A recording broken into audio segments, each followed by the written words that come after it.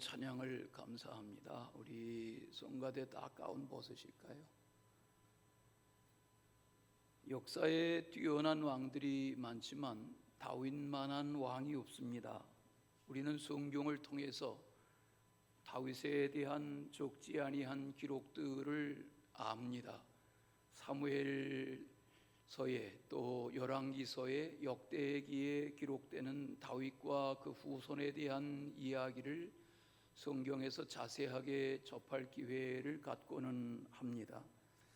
다윗은 주전 1010년에 왕이 돼서 자그만치 40년 동안 나라를 평정시켰던 하나님의 사람이었습니다. 우리가 아는 대개의 왕은 왕자로 태어났기 때문에 선대를 이어서 왕이 되는 경우가 허다하였지만 다윗은 왕의 아들로 태어나지 아니한 것을 우리는 압니다.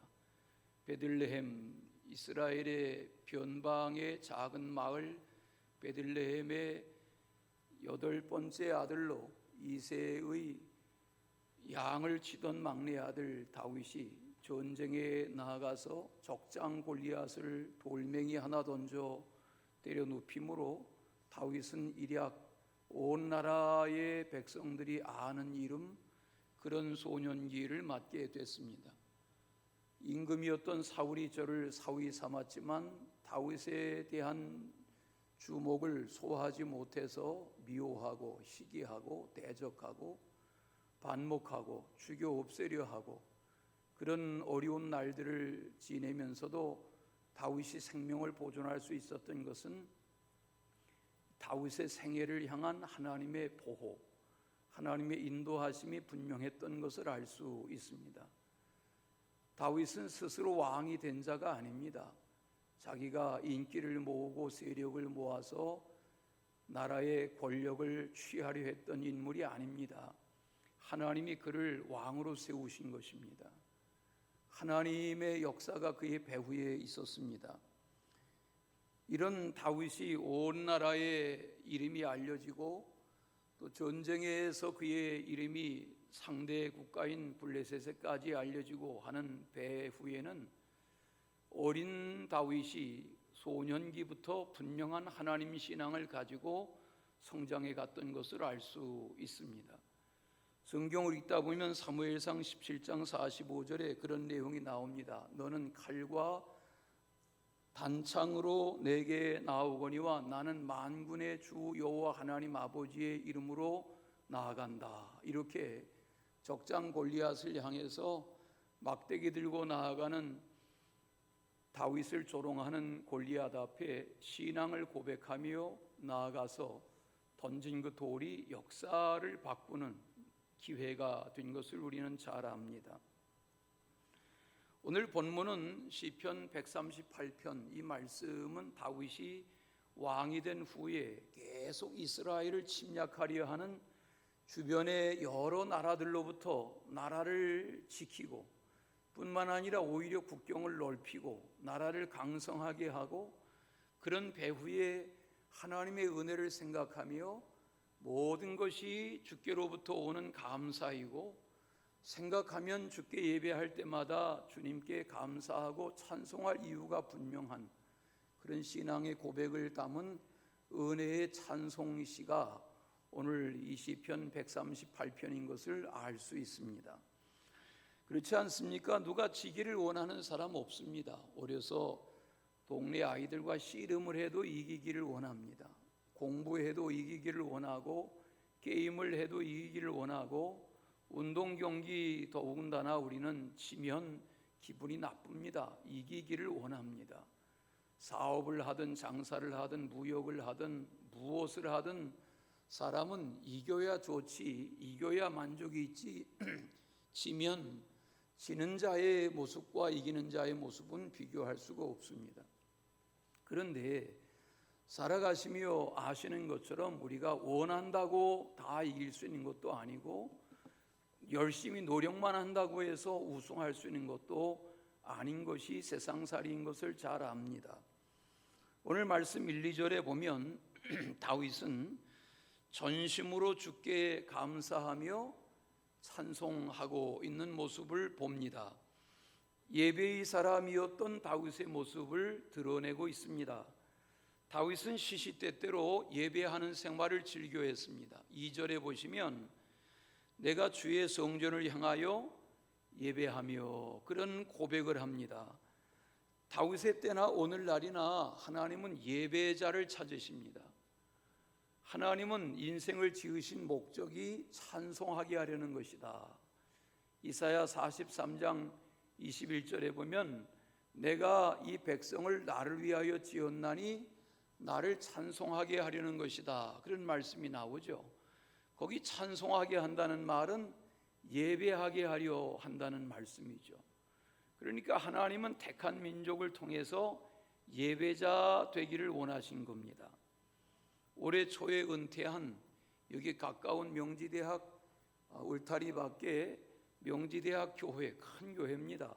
명지대학 교회에 올 연초에 은퇴한 유병호 목사님은 지난 코로나 기간 2년 반 동안 늘 교우들에게 강조하기를 19명으로 반년 이상 예배를 제한하고 그런 상태에서 해를 남기던 때에도 늘 강조하기를 가족과 함께 각자라도 주중에 어느 시간에 하나님의 전에 와서 각자 예배하고 각자 기도하고 그리고 하나님 앞에 하나님의 집에 나와서 예물을 드리고 돌아가는 그런 예배당 중심의 생활을 계속 강조하였다는 이야기를 전해 듣습니다. 옳은 이야기입니다. 여러분, 세상에 우리가 아무리 코로나 했어도 다 이런저런 사회활동 열심히 직장생활 다 대인관계 하며 지내는데 지난 코로나 방역에 대한 종교시설에 대한 불편부당한 이런 일들로 인한 우리의 위협을 소화하지 못한 신앙생활에 큰 위기를 겪었던 모습은 스스로 하나님과 하나님의 집과 나와의 관계를 어떻게 가져야 하나 하는 교훈을 깨닫게 합니다. 다윗은 예배를 사모하는 사람이었습니다. 그래서 늘 하나님의 성전을 향해서 하나님의 성전에 나아가 예배하기를 원했습니다. 여기 성전이란 표현으로 했지만 다윗의 때에는 성전이 없었죠. 다윗의 때에는 모세 때의 광야의 성막이 사사시대를 거치고 사울왕 때를 거쳐서 다윗의 때까지 성막이었죠. 그러나 다윗은 늘 그 하나님의 집 중심의 예배자의 삶을 살려고 씨름했던 모습을 압니다. 다니엘도 예배의 사람이었습니다. 청년 다니엘의 때에 나라가 국운이 기후로 가고 결국은 바벨론의 포로로 끌려가는 그런 여건에서 느부갓네살 왕이 자기 외에는 권세자가 없다 하고 자기를 신격화하려 할 때에 아니다 하고 하나님 신앙을 가지고 자기 집에 돌아가면 예루살렘 향해서 문을 열고 무릎을 꿇고 그 창문 앞에 앉아서 하루에 3번씩 정한 기도를 계속했던 기도의 사람 다니엘의 모습은 예배를 잃어버리지 아니하려 했던 하나님의 사람의 모습인 것을 알 수 있습니다. 신앙생활의 기본은 예배의 열심입니다. 예배의 열심이 식으면 신앙도 식는 겁니다. 과거에는 예배의 열심이 있었는데 지금은 예배를 드려도 그만, 드리지 않아도 그만이다 하면 자신의 예배의 열심, 믿음의 정도가 식어버린 것입니다. 반대로 과거에는 예배를 소중히 여길 줄 몰랐는데 이제는 예배가 너무 소중하고 이제는 예배를 드리지 아니하면 큰 마음의 짐을 느끼고 이렇게 예배를 소중하게 여기게 됐다 하면 과거보다 지금 우리 각 사람의 믿음의 정도가 더 좋아졌다 해도 과언이 아닐 것입니다. 물론 우리는 이런 대화를 하다 보면 질문하게 됩니다. 그럼 날마다 예배만 드리면 다냐? 이렇게 반문할 수 있습니다. 다른 사람 이야기하지 말고 오늘 본문의 주인공 다윗으로 하면 맞습니다. 다윗은 왕으로 있었지만 예배를 소중히 여겼습니다. 시간마다 날마다 하나님의 성전을 향해서 하나님의 성전에 나아가 예배하기를 기꺼워했습니다. 나라가 뒤숭숭하고 전쟁이 일어나고 왕이 전쟁의 일선에 나아가는 때라도 다윗의 마음은 항상 성전을 향했습니다. 그 성전에 마음을 두고 살아갔던 다윗의 마음, 오늘 말씀에 주의 성전을 향하여 예배하며 라는 이 향하여라는 단어가 하나님이라는 단어와 같습니다. 여기 향하여라는 표현은 원래 히브리어에서는 앞에서라는 표현인데 그 단어가 하나님이라는 표현과 같습니다. 무슨 말입니까? 하나님 앞에서라는 말은 하나님과 하나가 되는 것입니다. 하나님 곁에서가 아니라 하나님과 일체가 되는 것이 예배자의 마음이라는 겁니다. 다윗은 시시때때로 하나님의 성막에 나아가서 예배하는 그 생활을 너무 소중하게 여겼습니다. 그래서 다윗은 주의 인자하심과 성실하심으로 말미암아 주의 이름에 감사한다. 이렇게 하나님의 인자와 성실로 인해서 감사한다고 예배의 이유, 찬양의 이유를 말합니다. 여기 인자와 성실이라는 말, 인자라는 말은 헤세드라는 표현인데 사랑, 긍휼, 인애, 자비 이런 모든 표현들을 다 모은 그런 표현이 여기 인자라는 용어로 성경에 해석된 것뿐입니다. 또 그 뒤에 소개되어지는 성실하심이라는 말은 하나님은 약속하신 그 언약을 신실하게 우리 가운데 성취하시는 분이다 하는 뜻에서 하나님은 성실하신 분이다 이렇게 표현한 것입니다. 다윗이 아는 하나님은 인애가 넘치시고 약속을 지키시는 언약에 성실하신 하나님, 그런 의미를 담고 있습니다. 자, 그러면 다윗이 그렇게 주님의 성전을 향하여 감사하고 찬송하며 예배하는 이유가 뭔가? 오늘 말씀에 보면 주님의 말씀을 주의 모든 이름보다 높게 하셨기 때문에 하나님을 향해서 감사하고 찬송하며 예배한다 하는 겁니다. 다윗은 체험의 사람이었습니다. 다윗의 체험은 어려서부터였습니다. 우리가 아는 대로 그는 소년기와 청년기와 왕이 되기 이전의 고난의 날과 왕으로 지낸 40년 하나님 앞에 가기까지 그의 모든 삶은 그를 향하신 하나님의 말씀 속에 살았습니다. 여기 오늘 성경이 말하는 말씀, 주의 말씀이라는 2절의 표현은 언약을 말합니다. 하나님은 다윗에게 언약하셨습니다.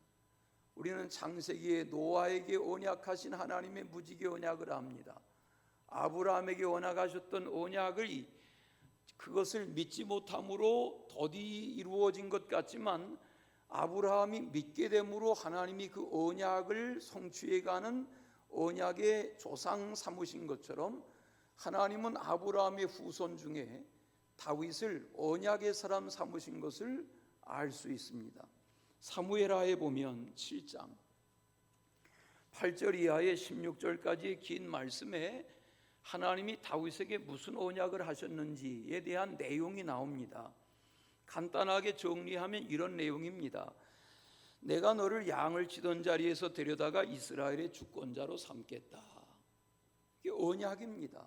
스스로 왕이 된 것이 아니라 하나님이 베들레헴에 양 치는 어린 아이를 하나님이 소년 때에 기름 부으시고 하나님이 그렇게 인생을 만들어 가신 것입니다. 또 내가 가는 모든 곳에 내가 함께 하겠다. 이 언약입니다. 내 앞에서 원수를 멸하고 내가 너를 위대하게 만들어 주겠다. 내가 너로 하여금 정한 곳에서 살 수 있게 하겠다. 내가 너로 하여금 원수에게서 벗어나게 하고 편히 쉬게 하겠다. 너와 내 후손으로 하여금 나의 나라를 견고하게 하겠다.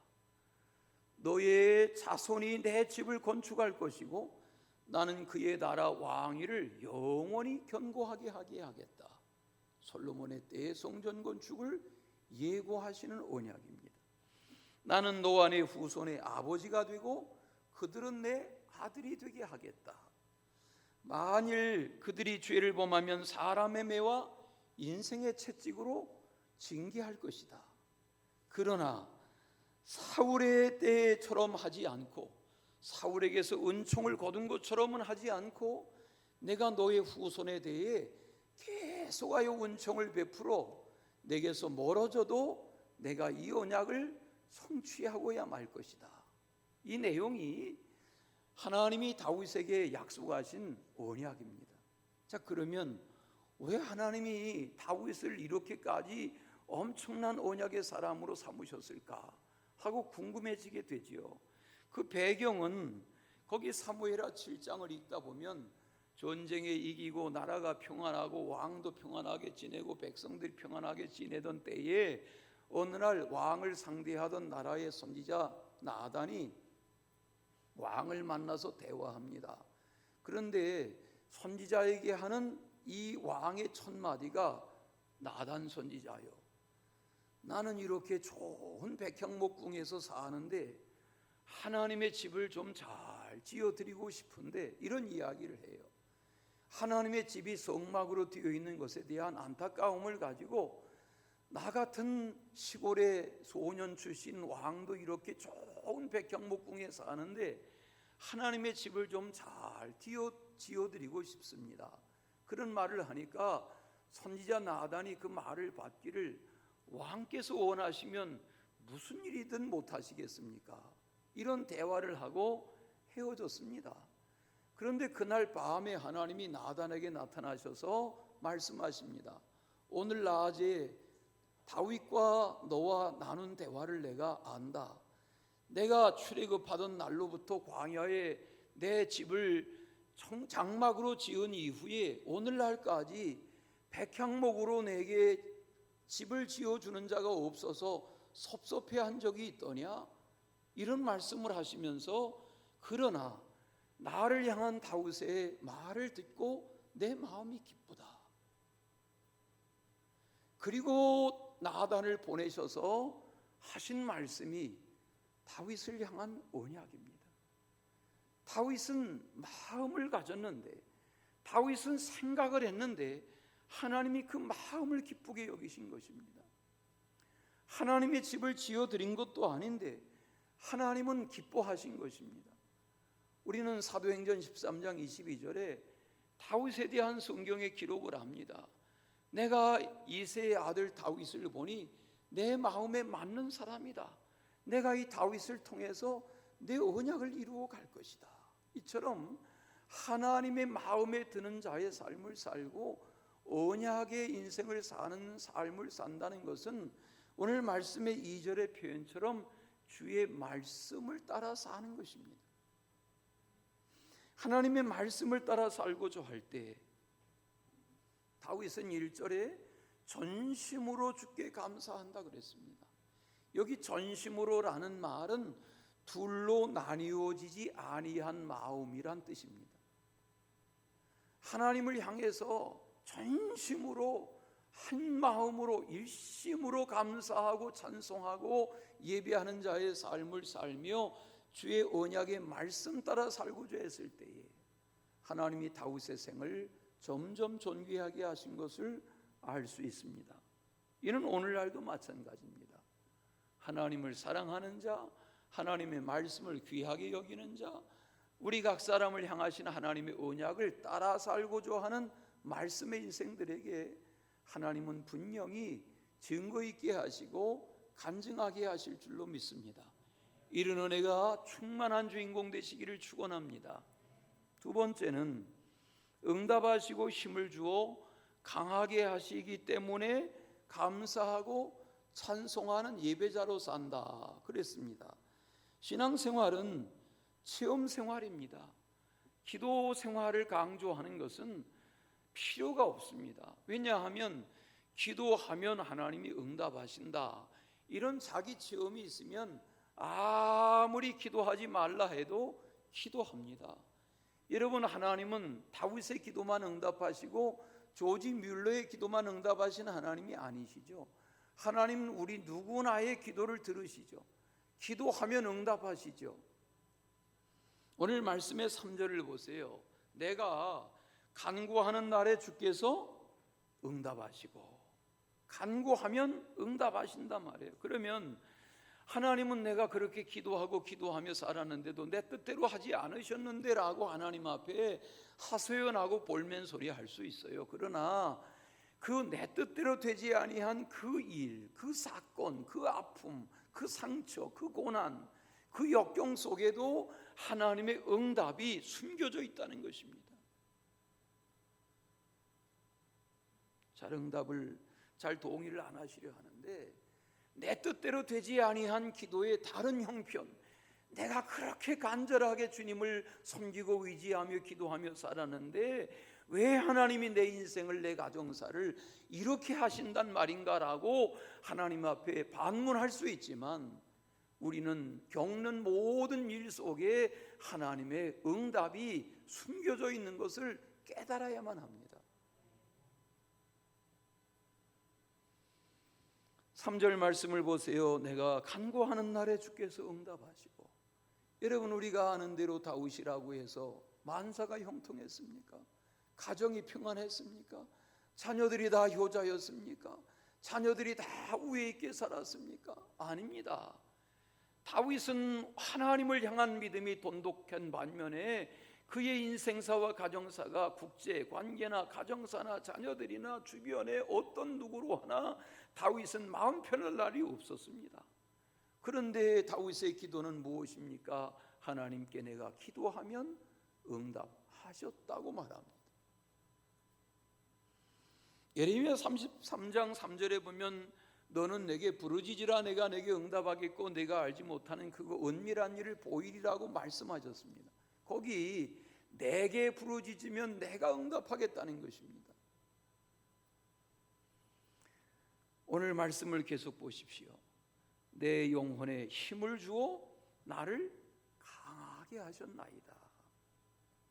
기도하고 간구하고 부르짖었는데 하나님이 영혼을 힘이 있게 하시고 강하게 하셨단 말이에요. 여러분, 그렇지 않습니까? 우리가 이렇게 분주하게 생활하다가 주일 예배이든 새벽 기도의 시간이든 어느 예배의 시간이든 소수의 몇몇이 둘러앉아 속회 예배를 드리는 시간이든 예배를 드리고 나면 예배 드리기 전의 상태와 다른 어떤 영적 기운이 내게 공급되어지는 것을 체험하지 않습니까? 저는 그래요. 이런저런 복잡한 생각을 가지고 지내다가도 예배를 드리고 나면 생각이 정돈이 되고 기도의 맥이 잡히는 걸 경험하게 돼요. 오늘 다윗이 고백해요. 하나님께 기도하니까, 하나님께 간구하니까 하나님은 내 영혼에 힘을 주어서 나를 강하게 하실 것이다가 아니에요. 오늘 말씀에 표현해 보시면 하셨다는 거예요. 간증이죠. 증거죠. 하나님은 영적으로 무기력하게 살기를 원하지 않으세요. 하나님의 자녀들인 우리가 이 세상을 그냥 흐물흐물하게 살기를 원하지 않으세요. 강하고 담대하게 살기를 원하세요. 모세가 죽었습니다. 광야 백성들이 혼란한 생각을 갖습니다. 출애굽의 지도자가 세상을 떠났습니다. 여호수아 1장에 보면 하나님의 사람 모세가 죽은 후에 하나님이 여호수아에게 나타나셔서 말씀하십니다. 여호수아야, 내가 모세에게 함께 하던 것처럼 너와 함께 할 것이다. 강하고 담대하라. 강하고 담대하라 하는 말씀을 반복해야 하십니다. 성경의 강조는 분명합니다. 하나님께 간구하면, 기도하면 순간순간 힘을 주셔서 담대하게 하신단 말입니다. 성경 보세요. 다 모세가 그러하고 여호수아가 그러하고 갈렙이 그러하고 기드온이 그러하고 여 선지자 여사사 드보라가 그러하고 다윗이 그러하지 않습니까? 하나님의 말씀의 사람들 이사야나 에레미야나 에스겔이나 다니엘이나 엘리야나 엘리사나 최근에 우리가 묵상했던 에스더나 모르드게나 52일 만에 예루살렘 성곽을 중건한 느헤미야나 다 기도의 사람들로 하나님이 그 영을 강하게 하셔서 쓰신 인물들이 아닙니까? 기도하면 하나님이 어떤 형편 속에 사시든 순간순간마다 우리를 강하게 하실 줄로 믿습니다. 여러분, 육체의 연습이 우리를 강하게 하지 않습니까? 계속 일정하게 운동을 하면 근육이 붙고 강해지지 않습니까? 영도 마찬가지입니다. 계속 말씀과 기도의 삶을 균형 있게 하면 말씀과 기도가 우리를 강성하게 하는 것입니다. 하나님은 오늘날도 기도의 사람들을 찾으시고 기도의 사람들을 통해서 일하십니다.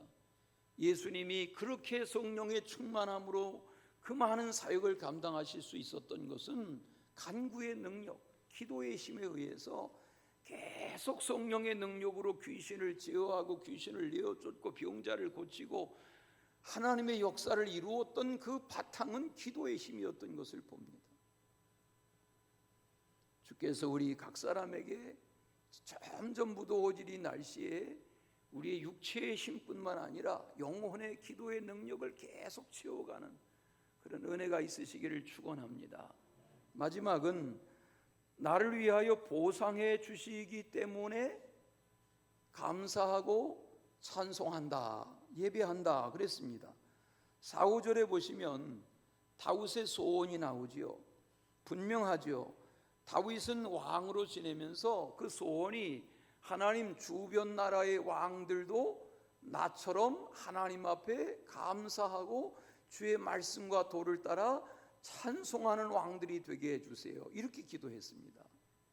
오늘 말씀을 잘 보시면 그런 열방의 왕들을 위한 기도를 드렸습니다. 이 기도가 언제 응답됩니까? 다윗의 당대뿐만 아니라 아들 솔로몬의 때에 가서 시바라는 여왕뿐만 아니라 각 나라의 왕들이 이스라엘에 와서 조공을 바치고 다윗의 아들 솔로몬에게 지혜의 말을 듣고자 하고 이렇게 역사의 중심이 여호와 중심, 하나님 중심이 된 걸 봅니다. 기도하면 하나님이 들으십니다.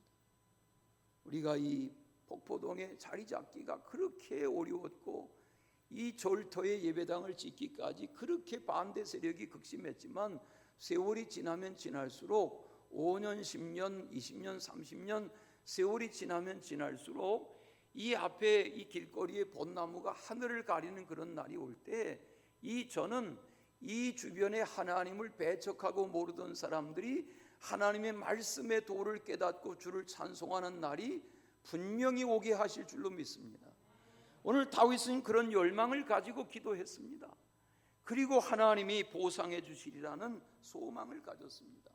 성경을 보십시오. 6절에 하나님은 높은 곳에 계시지만 땅에 있는 모든 인생들을 굽어 살피신다 그랬어요.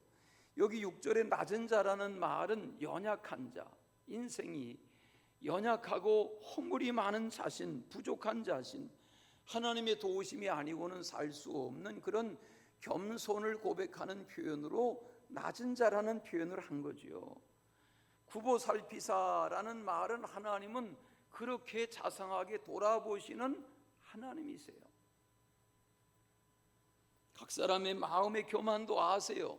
겸손한 자의 생각도 아세요. 겉으로는 겸손한 척하며 속으로 하나님 앞에 교만을 해결하지 못하면 그 마음도 하나님은 아세요. 오늘 우리가 다윗 왕에 대한 이야기를 묵상하지만 선대의 임금 사울을 보세요. 사울이 어떻게 인생이 망했습니까? 사울이 전쟁 경험이 없습니까? 사울이 나아가 싸우던 전쟁의 때에 나라에 활 잘 쏘는 용사가 없습니까? 창을 잘 던지는 그런 용사가 없습니까? 칼을 잘 쓰는 그런 호위병들이 없습니까? 얼마나 전쟁의 일선에 왕이 나섰으니 겹겹이 이 사울 왕을 보호하려 했겠습니까? 그런데 적이 쏘는 화살이 사울에게 날아왔고 사울이 중상을 당합니다. 하나님이 보호하지 아니하시면 사람이 스스로 자기를 지킬 수 없습니다. 그게 건강이든 지위든 명예든 재산이든 뭐든 마찬가지입니다. 우리를 구원하시는 분은 하나님이십니다. 오늘 말씀해 보십시오.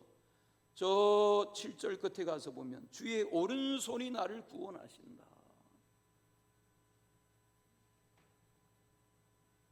환난 중에 나를 지키시는 분이 누구세요? 오늘 말씀의 고백을 보세요. 7절에 환난 중에 나를 지키시는 분이 누구세요? 원수의 분노로부터, 대적자의 악한 생각으로부터 나를 건져내시는 분이 누구세요? 우리 각 사람이 믿고 예배하고 감사하고 찬양하고 마음을 모으고 그를 향하여 그의 오른손이 나를 구원하시기를 원하는 고백, 이것은 바른 고백이죠. 옳은 고백이죠. 오늘 우리의 가정사에 우리의 자손들이 자자손손 다 이런 은혜의 고백 속에 살아가기를 원합니다. 제 친구 중에 지방 도시에 크지 않는, 작지도 않죠, 몇십만 되는 그런 도시에 그런 교회 목회하는 친구가 있는데 엊그제 카톡방에 문자를 올렸어요. 여름 성경학교 시작했는데 교회 학교 어린이가 8명이라는 거예요. 여러분, 그런 교회들이 과거에 교회 학교가 그렇던 교회가 아닙니다. 다 100명, 200명 교회 학교 아이들이 박을대던 교회가 도시의 중앙교회란 이름을 가지고 있어도 이제는 교회 학교 어린이 10명을 불러 모으기 어려운 그런 교회가 됐습니다. 그래서 제가 덕담했습니다. 그 8명들이 인물이 되기를 기도한다 그랬더니 인물 키워서 서울로 보내줄게, 그러고 답이 왔어요.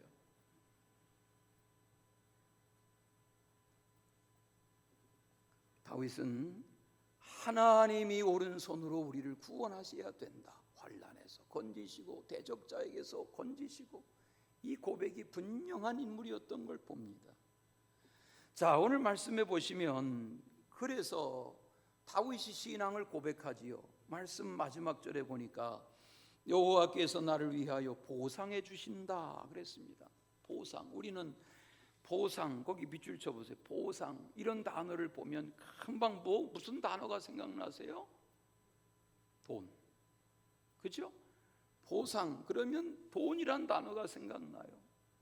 그래요. 하나님은 우리에게 금으로, 은으로, 무슨 보석으로, 향료로, 재물로 그렇게 보상해 주실 수 있어요. 하나님이 다윗의 때에 동굴에서 10수년 숨어 짐승처럼 지내던 다윗인데, 그런 다윗의 때에 백향목궁에 살게 하시고 전쟁마다 이기게 하시고 국경을 넓히게 하시고 주변 나라들이 음과 금과 폐물들을 다 보상하여 나라의 조공으로 바치게 하는 그런 때를 누리게 하셨어요. 맞아요. 하나님은 보상하게 하세요. 그러나 우리는 그런 정도의 보상을 보상이라 할 수 없습니다. 아무리 지위가 높아지든, 아무리 재물이 많아지든, 아무리 명예가 대단해지든, 아무리 내게 세상에 쌓을 것이 대단해지든 생각해 보세요. 내 마음에 주님이 평화를 가져가 버리시면, 내 마음에 안녕이 사라지면 그 많은 재물, 그 사회적인 지위, 그 명예, 그 인기 무슨 소용이 있어요? 왜 엄청난 인기를 누리던 사람들이, 왜 세계적인 기업가들이, 왜 국가적인 권세자들이 불운한 선택을 해요? 하나님이 그 마음에 주시는 보이지 않는 만족이 없으면 왕이라도 소용없고 기업의 총수라도 소용없고 수억 명이 팔로워로 따르는 그런 인기 연예인이라도 자기 관리가 안 되는 거예요. 무너지는 거예요. 그러면 여기에 주시는 보상 중에 보상은 뭘까요? 만족, 기쁨, 위로, 감사, 행복, 이런 게 보상이죠. 오늘 주보에 보니까 오늘 일부 이렇게 찬양하셨는데, 오늘 일부 찬양 성가대 찬양의 가사도 마찬가지, 오늘 2부 호산나 성가대 찬양의 가사도 마찬가지. 제가 이런 찬양을 준비해 불러달라 그렇게 부탁하지 않습니다. 그러나 오늘 찬양의 선곡에 보면 오늘 일부 예배에도 찬양의 가사가 뭡니까? 주 없이 살 수 없어요. 주 없이 살 수 없어요. 내게의 만족이 주께로부터 와야 해요. 내 삶의 보상이 주께로부터 와야 해야 하는 그 고백이 오늘 이 찬양이 아닙니까? 나를 구속하시고 나에게 흘려주신 사랑이 내게 소망이 되고 주께 영광이 되고 주 없이 살 수 없다는 이 신앙의 고백이 우리의 일상의 고백이 될 때 영혼의 만족이 누려지는 거 아닌가요? 그런 은혜가 함께 하시길 바랍니다. 오늘 11시 예배 찬양도 보면 내 마음에 솟아난 이 평화는 깊이 묻힌 보배다, 이런 찬양과 더불어 평화 평화로다, 하늘 위에서 내려오네, 이렇게 찬양하거든요. 주님이 우리 각 사람에게 누리게 하시는 보상, 만족, 위로, 그런 은혜 가운데 살아가는 나날이 되시기를 축원합니다. 우리 찬양하십시다. 나는 예배자입니다 하는 찬양을 같이 부르겠습니다.